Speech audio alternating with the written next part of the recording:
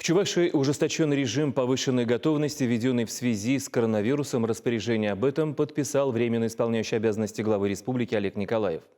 Так, на территории Чувашии рекомендовано приостановить работу кинозалов, театров, детских игровых комнат и детских развлекательных центров, ночных клубов и иных развлекательных заведений, а также плавательных бассейнов, фитнес-центров и других объектов физкультуры и спорта.